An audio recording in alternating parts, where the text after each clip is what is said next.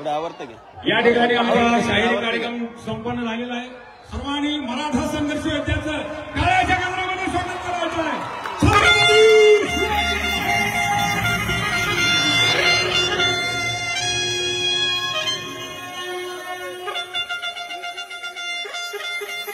सर्वांना विनंती आहे स्टेज रिकाम करायचे। सर्वांना विनंती आहे स्टेज रिकाम करा, स्टेज रिकाम करा, खाली चला। आदरणीय संघर्ष योद्धा जरांगेजी पाटील हे स्टेजवर असतील। सर्वांना विनंती आहे चला खाली चला, सर्वांना विनंती आहे खाली चलायचे। सर्वांनी स्टेज रिकाम करायचं ताबडतोब।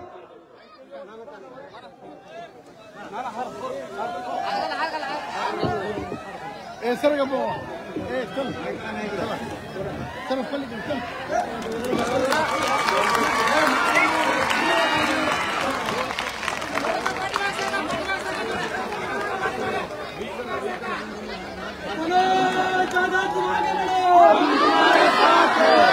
कृपया सर्वांनी खाली चालायचं स्टेजवरून। चला आता यानंतरचे सत्कार कार्यक्रम संपल्यावर होणार आहेत। कृपया खाली चला। सर्वांनी स्टेज यानंतरचे सत्कार कार्यक्रम संपल्यावर होणार आहेत। कृपया सर्वांनी खाली चालायचे। सर्वांनी खाली चालायचे। चला यानंतर सत्कार कार्यक्रम संपल्यावर होणार आहेत। 2 मिनिटांमध्ये कार्यक्रमात चला वगैरे काहीच नाही। चला खाली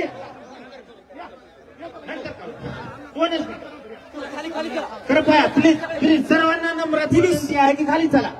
चला खाली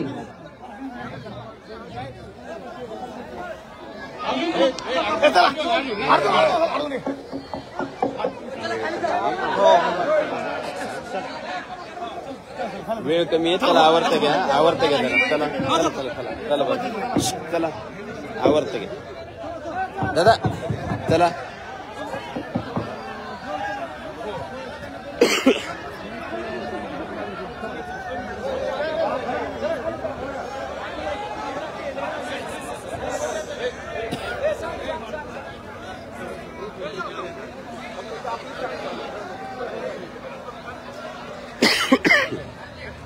हिंदवी स्वराज्याचे संस्थापकांचे छत्रपती शिवराय शांत बस आता शांत बस। अहमदपूर नगरीतील जमलेल्या माझ्या तमाम मराठा बांधवांना माझा मानाचा जय शिव। मराठा आरक्षणाचा लढा मराठ्यांनी अखेर यशस्वी केलाय। मराठा समाजाला आरक्षण मिळू शकत नाही असं बोललं जात होतं आणि ओबीसीतून तर कधीच मिळू शकत नाही असं महाराष्ट्रभर दवंडी पिटली जायची। मराठा समाज कधीच एकत्र येऊ शकत नाही हेही सांगितलं जायचं। मराठा एकत्रही आला आणि मराठ्यांनी ओबीसीतून आरक्षण मिळवलं सुद्धा। आतापर्यंत मराठ्यांच्या 63 लाख नोंदी मिळाल्या आणि त्या नोंदीच्या माध्यमातून एक बसा व्यासपीठावरची नाही चला 63 लाख नोंदीच्या माध्यमातून परिवारानं मिळून अंदाजे 1.25 करोड मराठ्यांनी आतापर्यंत ओबीसीतून कुणबी म्हणून आरक्षण घेतलंय। आता राहिला विषय नोंदी मिळाल्या बांधवाच्या माध्यमातून न नोंदी मिळालेल्या मराठ्यांना आरक्षण द्यायचं। त्यासाठी सगळ्या सोयऱ्यांची अंमलबजावणी करायची। ज्या मराठ्यांच्या नोंदी मिळाल्या त्या नोंदीच्या आधारावर ज्याची नोंद मिळाली नाही त्या मराठ्यांना आरक्षण द्यायचं। हे सरकारच्या शिष्टमंडळाने ठरवलं। सगळ्या सोयऱ्याची अंमलबजावणी करून टिकवणं सुद्धा सरकारची जबाबदारी, कारण व्याख्या आपणही दिली आणि त्यांची सुद्धा त्यांनी व्याख्या घेतली। कुठलाही विषय सरकारनं दिला म्हणल्याच्या नंतर टिकवणं सुद्धा जबाबदारी सरकारचीच। हिंदू कोड बिल मध्ये सगळे सोयरे हा शब्द येतो, त्यामुळे त्यापासून महाराष्ट्रातल्या सगळ्याच मराठ्यांना घराघरातल्या सगळ्या सोयऱ्याच्या माध्यमातून 100% आरक्षण मिळू शकतं। फक्त काढलेल्या अधिसूचनाची अंमलबजावणी करणं अत्यंत गरजेचं आहे। अधिसूचना सरकार काढत नव्हतं, ती काढायला लावली. मराठा मुंबईला धडकला आणि सरकारनं 3.5 महिन्यापासून जो घोळ घातला होता सगळ्या स्वाऱ्यांची अंमलबजावणी द्यायची नाही म्हणून, शेवटी मराठे एकत्र आले आणि नाविलाजानं सरकारला अधिसूचना काढावी लागली. माय बापाव, आपली जर मागणी वेगळी असती, नवीन सरकारनं अध्यादेश शासन निर्णय केला असता, पण आपली मागणी नवीन नव्हती. आपली मागणी ओबीसीतून होती आणि सगळ्या सोयऱ्यांना सुद्धा ओबीसीतून आरक्षण पाहिजे.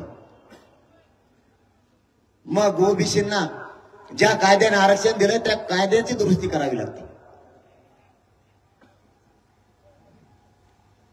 2001 आणि 2000 नंतर ओबीसी मध्ये घातलेल्या जाती आणि ओबीसींना दिलेल्या कायद्याने आरक्षण 2001च्या कायद्यानुसार 2012चा कायदा दुरुस्त करावा लागतो.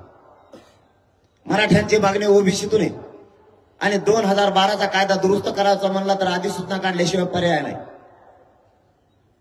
सरकार पुढे हे चॅलेंज नसूनही जाणून बुजून त्यांनी चॅलेंज निर्माण केलं होतं. शेवटी मराठ्यांना झगडावं लागलं आणि मुंबईला जावं लागलं आणि ती अधिसूचना निघाली. मराठे जिंकलेच होते, परंतु फडणवीस साहेबांनी एक डाव टाकून बघितलाय. मी जबाबदारीनं सांगतो, फडणवीस साहेबांना 6 महिन्यात एक शब्दही मी बोललेलो नाही,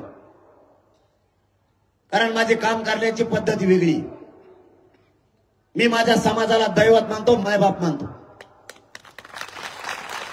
समाजाशी खोटं केलेलं मला सहन नाही होत. त्यांनी डाव टाकला. विशेष अधिवेशन सगळ्या स्वाऱ्यांसाठी बोलवलं.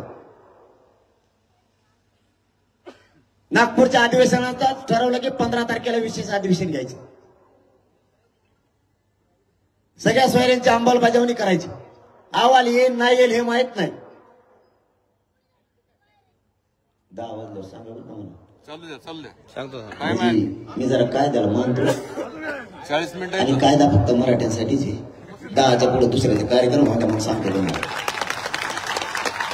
कारण याचा सगळा फडणवीसांचा दोष आहे, पोलीस बांधवांचा काही दोष नाही. वरून सांगितलंय त्यांना, उगाच कोणाला दोष देत नाही. मी आता सांगितलं ना, मला विरोध करायचा म्हणून मी कधीच करत नाही, कारण माझे नियमच वेगळे आहेत. मी 6 महिन्यात कधीच देवेंद्र फडणवीसाला बोललेलो नाही, कधीच. पण मराठा आरक्षणाच्या आणि मराठा समाजाच्या विरोधात बोलला की मी त्याला सोडतच नाही, मग तो कुणी बी असू दे. मी परिणामाची चिंता नाही करत कधीच, कारण मी क्षत्रिय मराठा. मराठ्यांचे रूल आहेत. तो कुठं जर लढायला गेला तर पाठ फिरून माघारी नाही येत. एक तर कंपाळीत टिळा लावून येतो विजयाचा, नसता मरण हातावर घेऊन वापस येतो. कारण आपण जर मैदानात उतरलो तर मागे फिरत नाहीत फिरून. कुणाला विरोध करायचा म्हणून मी करत नाही. देवेंद्र फडणवीसांना बोलण्याची काहीच गरज नव्हती. त्यांनी डाव टाकला.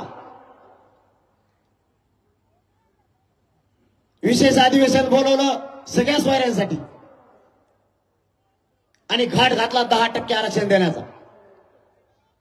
जे आरक्षण टिकणार नाहीये. 2018ला 13% आरक्षण दिलं तेही 1 वर्षाच्या आत गेलं. माझा मराठा समाज खूप भोळा आहे, विश्वास टाकतोय, विश्वास ठेवतो. 2018ला दिलेलं आरक्षण समाजाला वाटलं खूप वर्षानंतर, दशकानंतर मिळालंय. आपले लेकरं मोठे होतील. मराठ्यांनी स्वीकारलं आणि राज्यात गुलाल सुद्धा उधळला. मराठे कधीच कोणाचा उपकार ठेवत नाही. ते आरक्षण दिल्याबद्दल मराठ्यांनी 106 आमदार त्यांना निवडून दिले. मराठ्यांनी जागेवर त्यांचा उपकार फेडला. परंतु ते आरक्षण 1.5 वर्षाच्या आत गेलं आणि आमच्या लाखो पोरांचं वाटोळं झालं. आजही निवड झालेले पोरं क्लास 1 पासून क्लास 4 पर्यंतचे सगळ्या पोरांचं वाटोळं झालं. आजही मराठ्यांचे लेकरं घरी आहेत आणि आंदोलन करतायत. पुन्हा तेच 10% आरक्षण दिलं, तेही टिकणार नाहीये. ते कधी टिकतं मी सरकारला सांगितलं होतं. मराठा समाज मागास सिद्ध झाला हे मुख्यमंत्र्यांनी विधानसभेच्या पटलावर सांगितलं. मग जी जात मागास सिद्ध होईल ती ओबीसी आरक्षणात लागावं लागते असा कायदा सांगतो. मागासवर्ग आयोगाचा 10% मागास सिद्ध झालेला अहवाल मुख्यमंत्र्यांनी स्वीकारला आणि अधिवेशनाच्या अगोदर कॅबिनेट समोर ठेवला आणि अधिवेशनाच्या विधानसभेच्या पटलावरती त्या अहवालावर चर्चा सुरू झाली. उभ्या महाराष्ट्राने ऐकलंय. मुख्यमंत्र्यांनी सांगितलंय मराठा समाज 10% मागास सिद्ध झालाय. मग जर मराठा समाज 10% मागास सिद्ध झाला तर मग मराठा समाजाला 50%च्या आत 27% आरक्षणात का घेतलं नाही? 50%च्या वरती वेगळा प्रवर्ग का केला? त्यांचं उत्तर आहे जर 50%च्या आत मराठा समाज घेतला तर देशातले 14 राज्ये आरक्षणात घ्यावं लागतं. म्हणलं मग त्यांच्यासाठी तुम्ही आमचं का वाटोळं करता? आम्ही तर मागास सिद्ध झालोय ना.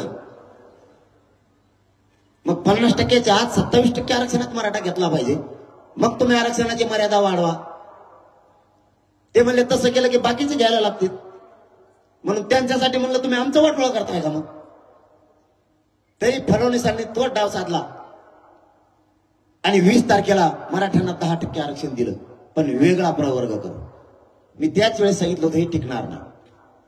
आणि माननीय न्यायालयाने परवा निकाल पण दिलाय असं मीडियाच्या बांधवांनी सांगितलं. मी आणखीन निकाल माननीय न्यायालयाचा वाचला नाही. या आरक्षणाचा फायदा या होणाऱ्या नोकर भरतीत मराठा समाजाच्या लेकराला घेता येणार नाही. म्हणजे फडणवीसांनी एका दगडात 2 पक्षी मारले. 10% आरक्षण दिलं त्याचाही फायदा मराठ्यांना होत नाही. आणि ज्या दिवशी अंमलबजावणी 26 तारखेला झाली त्याच दिवशी देशातलं असणारं ईडब्ल्यूएस आरक्षण सुद्धा रद्द केलं. म्हणजे मराठ्यांच्या पोरांना ईडब्ल्यूएस मधूनही जाता येत नाही आणि 10% आरक्षणाचाही लाभ घेता येत नाही. चारही बाजूने मराठ्यांच्या पोरांचं वाटोळं केलं. मी त्याच वेळेस सांगितलं होतं हे टिकणार नाहीये आणि तेच घडलं. शेवटी ते आरक्षण सुद्धा गेलं. आता 3 आठवड्याची माननीय न्यायालयानं मुदत सरकारला दिली. आपलं म्हणणं सुक्रे साहेबांच्या समितीच्या अहवालानुसार आपण सादर करावं. त्यावर काय निकाल येणार आहे आजच मराठ्यांना कळून चुकलेलं. मग जे आरक्षण आम्ही मागितलंच नाही ते आरक्षण तुम्ही आम्हाला का दिलं? करोडो मराठ्यांची मागणी आहे ओबीसीतून आरक्षण द्या, ते दिलं नाही. वेगळं का? डाव साधला. कोणचा? 2018 सारखा. पुन्हा एकदा पहिल्यांदा 13% दिला, आता 10 दिला. मायबाप मराठ्यांनो, मी अहमदपूरच्या बांधवांना एक प्रश्न आहे माझा, तुम्हाला प्रामाणिकपणाने विचारतो. लोकसंख्या वाढते का कमी होत असते? 2018ला 13% आरक्षण होतं. आता 2024ला 10%. मराठ्यांची लोकसंख्या कमी कसं काय झाली? आमच्या का अमेरिकेला राहायला गेले लोक? काय न्याय करताय तुम्ही? मागासवर्ग आयोगानं 28% लोकसंख्या दाखवली. मग कायदा सांगतो तो लोकसंख्येच्या प्रमाणात 50% आरक्षण दिलं पाहिजे. किमान 14% द्यायला पाहिजे होतं. 10% ही कोणता गणित शास्त्रज्ञ आणलाय तुम्ही? 28%चा अर्ध 10% होत आहे. कोण तज्ञ आहे तुमच्याकडे? हा नुसती फसवणूक मराठीची. त्यांचा डाव होता.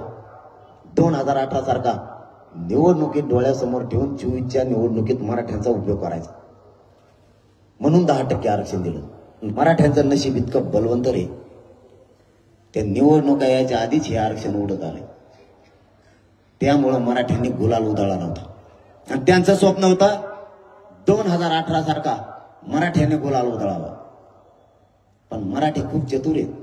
पहिल्यांदा विश्वास ठेवला, दुसऱ्यांनी नाही भाऊ. आता नाही विश्वास ठेवणार, कारण वाटोळं आमच्या लेकरांचं झालंय, तुमच्या नाही.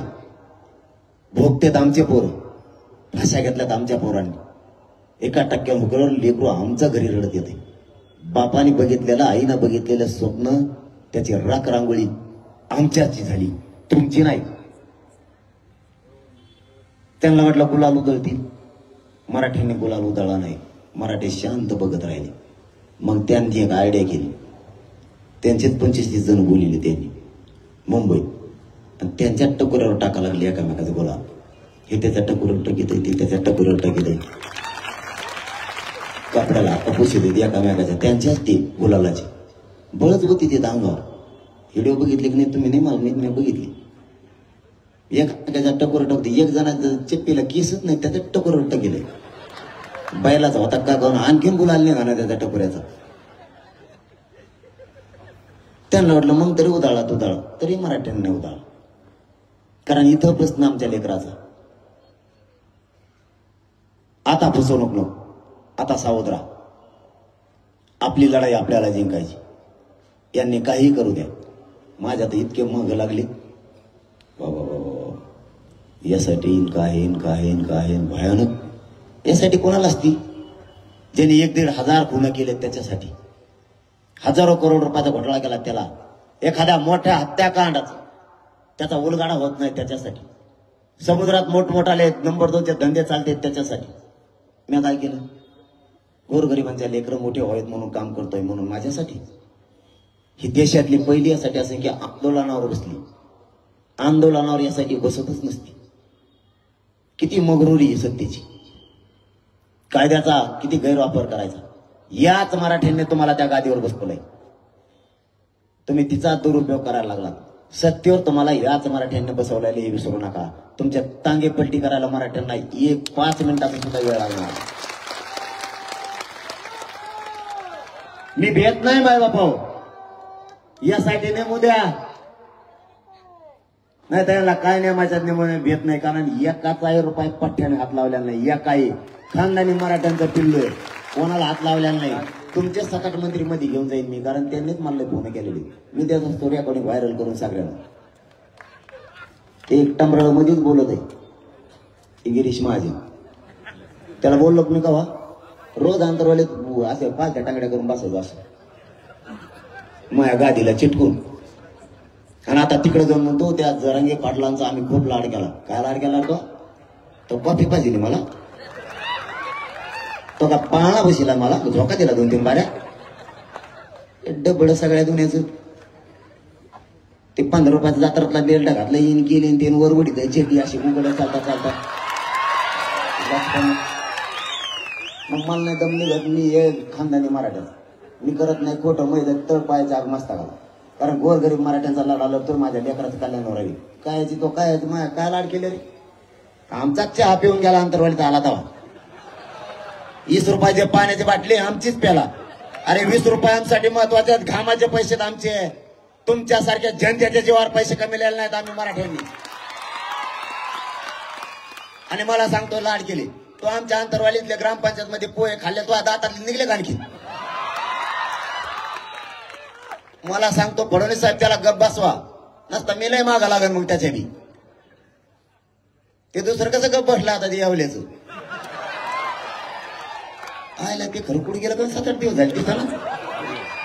बर्फात बसला का पण हे मला जाऊन गार. त्याला वाटलं असं बरं झालं जा तिकडे गेलाय, बरं झालं आपल्याकडनं राहायला. पण भाऊ तुला सुट्टी नाही, तुला मराठीत वाटलं गेलाय. तू नुसता मध्ये कुठं तू मध्ये बोलला की तुला वाजवलंच मी. काही देणं घेणं नाही तरी अंगावर घेतात बळच. फडणवीस साहेबाला काय गरज होती का? झाला असं उपोषण आहे 17 दिवसाचं. विधानसभेच्या पटलावरती सांगायला लागले, आई बहिणीवरून बोलले. उपोषण आहे 17 दिवसाचं, पोटात काय नाही. तुम्हाला उपोषण काय फडणवीस साहेब नाही कळायचं. उपोषण काय हे जर बघायचं असलं ना, फडणवीस साहेब तुम्ही दुसरं काहीच करू नका. फक्त 8 दिवस माझ्या शेजारी येऊन कशाला उपोषण करा. तुम्हाला उपोषणाची फडणवीस साहेब मग किंमत कळलं. उपोषण म्हणजे काय? कुंकुम कुंकुम हवा ते तुमच्या तुम्हाला मेळ सुद्धा नाही लागायचे. कुंकुम कुंकुम निघत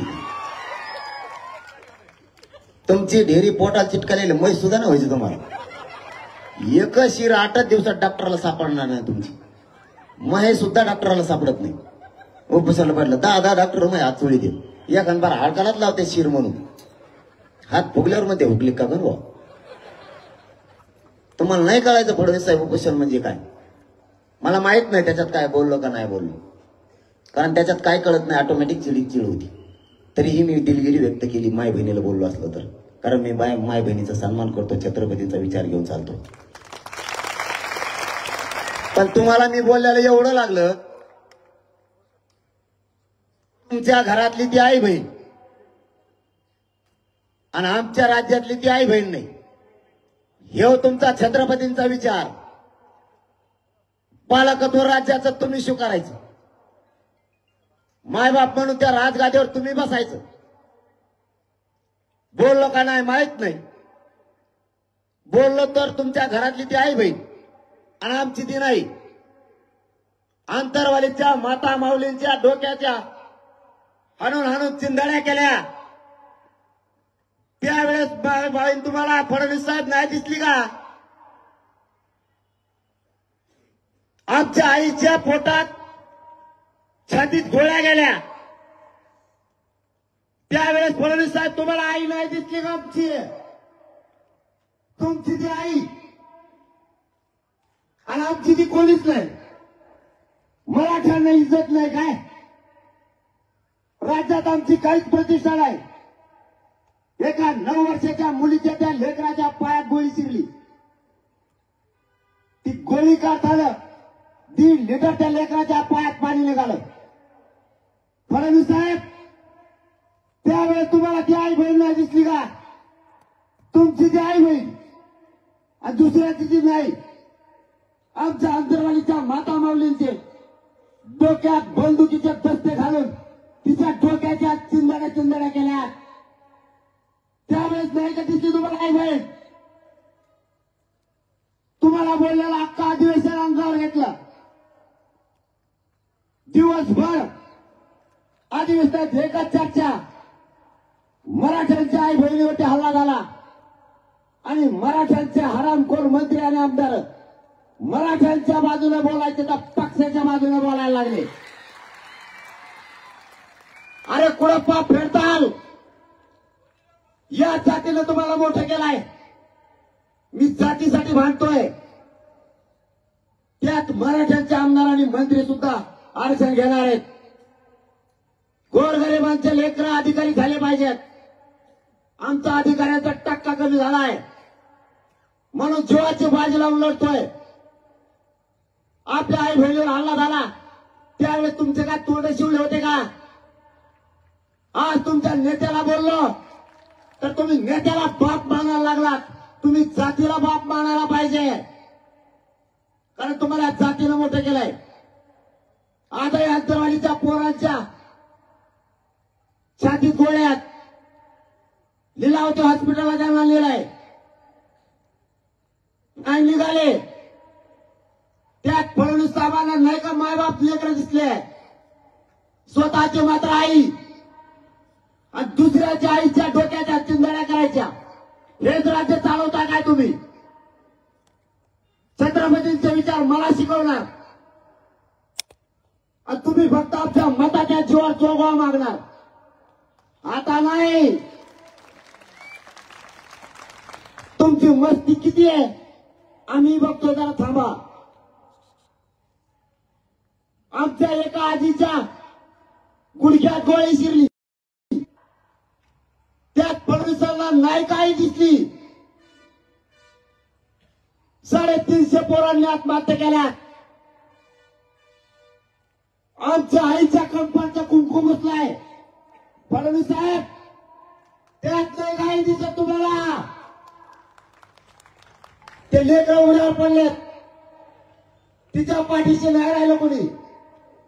तुम्ही आरक्षण दिलं असता तर त्या आत्महत्या नसत्या आल्या. कोणता डाव टाकताय तुम्ही? दुसरी चूक केली परत. मी परवा रात्री विचारलंय. ज्या पोलिसांनी हल्ला केला होता त्यांना निलंबित केलं होतं. मराठ्यांनो याच देवेंद्र फडणवीसांनी त्या सगळ्यांचं नियमन रद्द करून त्यांना बढती दिली. बघा मराठ्यांना मारल्याबद्दल बक्षिसी दिली. फडणवीस साहेब पाप कुठे फेडणार आहेत? स्वतःच्या आईला बोलणं तर एवढं लागलं. आमच्या आई बहिणीला आत्ताही उठता येत नाही. 34 टाके त्यांना पडल्यात. ते टाके सुद्धा कोरडे पडत नाहीत. आत्ताही ओले डोक्यात. 4 महिन्याचा लेकरो मांडीवर घेऊन माता माऊली मंडपात बसली. तिच्या डोक्याच्या चिंधड्या केल्या. आणि ते 4 महिन्याचं लेकरू आईच्या रक्तानं माखलाय. फडणवीस त्यात नाही का आई दिसते तुम्हाला? स्वतःची ती आई आणि दुसऱ्याची ती आई नाही. मला नका शिकू, तुम्हाला सुट्टी देणार नाही मराठ्यांनो. ओढ विसरू नका आपल्या आई बहिणीचे, बदला घ्यावा लागणार आहे. मी नाही सोडत, तुम्हाला माझा शब्द आहे. जेलमध्ये सोडलो मी तरी तुमच्याशी गद्दारी करणार नाही. यांच्या मुठ्यावर पाय घेऊन आरक्षण घेणार. यांना नाही सुट्टी. मी माझ्या समाजासाठी लढतोय. मी काय चूक करत नाही. तुमच्याशी फुटण्यासाठी नाही आलो मी. मला तुमच्या पैशाची नाही गरज, नाही मला तुमच्या पदाची गरज. तुम्ही किती नावं टाकणार? भाजपच्या कार्यकर्त्यांकडून माझ्यावर हल्ला करणार राज्यभरात कुठेही. म्हणून पोलिसांचा बंदोबस्त सुद्धा रस्त्यावरचा कमी केला. आज सकाळपासून वाढवलाय. त्या हिंगोलीच्या पोलीस बांधवांचे खरंच आभार आज वाढलाय. परंतु फडणवीस साहेब, हे निर्देश देणं तुमच्यासाठी चांगलं नाही. आणि तुमचा कोण भाजपचा कार्यकर्ता ना, त्याला म्हणून तो माझ्या गाडीच्या पुढे येतो, मग दाखवतो तुला.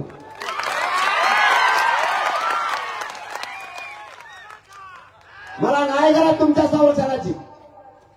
माझा समाज माझं रक्षण करायला समर्थ आहे. दाव टाकायचं बंद करा. तुम्ही आडवं येऊ नका. पुन्हा या अहमदपूर पडून जाहीरपणानं सांगतो, तुमचा आणि आमचं शत्रुत्व नाहीये. राजकारण माझा मार्ग नाही. मला राजकारणाचं देणं घेणं नाहीये. माझा आणि माझ्या समाजाचा एकच उद्देश आहे. आमचं आरक्षण आम्हाला द्या. तिकडे निवडून या, नाही तर उलटे पालटे पडा. आम्हाला नाही त्याच्याशी देणं घेणं. माझा सरळ हेतू आहे आणि माझ्या समाजाचा सुद्धा. आम्हाला आमचे लेकरं मोठे करायचे. राज्यापासून केंद्रापर्यंत अधिकारी झालेले बघायचे. तेवढं स्वप्न घेऊन आज 7 महिने झालं रस्त्यावरती मी. माझा कुटुंब बाजूला सारलंय आणि माझ्या समाजाला मी मायबाप मानलंय. आजही माझ्या उभ्याला नाही शिवलं. माझं कुटुंब कुठे मला माहित नाही आणखी सुद्धा. मी इथून तर माझ्या गोरगरीब मराठीचे लेकरं मोठे व्हावेत म्हणून उभा केली. मी मरायला नाही भेट. या समाजाला मी मायबाप मानलंय. यांच्याशी गद्दारी करणारी पैदास माझी नाहीये. आणि या समाजाने मला माया कमी नाही केली. माझ्या आई बापाची एक काही दिवस मला आठवण या समाजाने येऊ दिली नाही. इतकी माया माझ्यावरती केली. मला तुमच्या कशाशी देणं घेणं नाहीये सरकारच्या. मला आरक्षण पाहिजे. तुम्ही आडव्यात फडणवीस साहेब आणखी तरी शिरू नका. तुम्ही गलत माणसाला खेटलाय. तुम्ही माझ्या नादाला लागू नका. माझ्या नादाला लागलं की मी सरळ केल्याशिवाय सोडत नाही. कारण मी आतापर्यंत तुमच्या विरोधात काहीच बोललो नव्हतो. पण तुम्ही जे मुंबईला जायची जी रॅली होती आपली 2 महिन्यापूर्वी, तेव्हापासून माझं ट्रॅफिक कसा गुंतवायचा बघा. स्वप्न काय ते सांगतो. 10% याला घ्यायला लावा. हा म्हणला तर समाज होऊ म्हणतो. समाजाला एवढंच सांगा, हे आरक्षण टिकणार आहे. समाजाचा याच्यात फायदा आहे. मी नाही सांगू शकत, कारण मी नाही खोटं बोलू शकत माझ्या समाजाशी. करोडो मराठ्यांच्या पोरांचं वाटोळं करून ते पाप डोक्यात घेऊन मी रस्त्यानं नाही फिरू शकत. हा सत्याच्या आणि मराठ्यांचा मधला काटा आहे. मी पोरं घेणार. जातीसाठी त्याला सांगा स्वतःच्या लेकराचं वाटोळं करू नको. आणि करोडो मराठ्यांच्या लेकरात अन्नात नाती काढायचं काम, विष काढायचं काम करू नको. त्याला एकदा समजून सांगा. गाव लेवलच्या मराठा यांनी डाव आखला, याला घ्यायला लावा, नसता याला गुंतवा. पोलिसांचं मी बघतो. तू काय बघतो? मला तू अटक करणार. हिंमत लागते म्हणून जरा गेला अटक करायला. मला अटक केलं हे आगामुळे कशाला? पुढे जेलमध्ये हे जर का डांबरीला झोपले ना, गाडी पुढे तर 200 किलोमीटर हे झोपते. तुला हे उठलं बाजून ठोतात ठोतात 17 वर्ष जाते. जेला तो मी तुम्ही मेल्यावर मी तो का वा बघतो. मी स्वप्न असले भंगार सगळी. स्वप्न चांगलं बघावं. आपल्याकडे कायद्याचं जबाबदार पद आहे, राज्याचं जबाबदार पद आहे, मला गुंतवायचं. बरं मी जर मायबापावर भेट असतो ना, पळून गेलो असतो नाही. समजा जर भांडणं झाल्या अहमदपूरमध्ये एखादी जर केस झाली, तुम्हाला माहिती आता पोलिस करायला येणार आहे. ते आमदार फमदार मंत्री फंदार नाही ते डबडे करते. एखादं काही यासाठी शिळाली ती पिली मग लागली, लगेच म्हणतो अयो माझ्या चमक निघली, या लगेच गोड गोड जावं. तेव्हा तुम्हाला दवाखान्यात पाठवून घेऊन जाय. कारण कायदा काय सांगतो, आधी जीवन नंतर चौकशी. हे दवाखान्यात पडत जाईल, याचं तगडं मुरगुळ मोडलं पाहिजे, याचा लगेच बीपी वाढवतो याला झटक्यास. भेटे दवाखान्यात जाते. मी उपोषण सुटल्याच्या नंतर 2 दिवस संभाजीनगरच्या हॉस्पिटलला होतो, ऍडमिट होतो. त्याच्यानंतर 2 दिवसांनी यासाठी स्थापन झालं. मग तुम्ही ऐकत दवाखान्यात होतो, तिकडे आता चला नाही तुम्हाला. डॉक्टरला मला भाऊ यासाठी नेमले माझ्या विरोधात 100% मला हे मध्ये टाकणार आहे. इकडे 7-8 सलाईन पोचले आता आणि कोमात गेलो म्हणून सांग. मला माहित झाले माझ्या चौकशी येणार आहे. त्याच दिवशी सलाईन तोडून टाक. डॉक्टरला म्हणलं तर काळी गाबाळ तो मला अंतरवालीत जायचं. अंतरवालीत जाऊन बसलो, आणखी नाही ना कुंकड हिंडी ती काय नाही. माझ्याजवळ काय नाही, मी कोणालाच हात नाही लावला. माझ्या पाठीशी कोण आहे तुम्हाला बघायचंय, ह्यो समाज आहे, करोडो माझ्या पाठी. तुम्हाला काहीच सापडू शकत नाही त्याच्यात. काही गप्पा हल्ले काहीच होणार नाही. फक्त प्रामाणिक लढा आहे आणि माझा समाजावर माझी निष्ठा आहे. मी नाही फुटत आणि यांना मॅनेजर होत नाही आणि फुटत नाही. सगळ्यात मोठं तुकडं त्यांचं ती, याला बाजूला हटवा. मी नाही हटत आणि हटणार बी नाही. आणि त्यांचं तेच म्हणणं आहे, ह्यो सत्याच्या मधला काटा आहे. म्हणलं तर ठीक आहे, तुला बळी घ्यायचा ना माझा, आणि चल म्हणलं मी चल सागर बंगला, चल निघालो. गेलो तिकडून लगेच म्हणतो या सागर बंगलावर उघडा आहे, सरकारी बंगला आहे ते, तुमचं स्वागत आहे. आणि मी 8 किलोमीटर गेलो, घेतलं का ओढालून.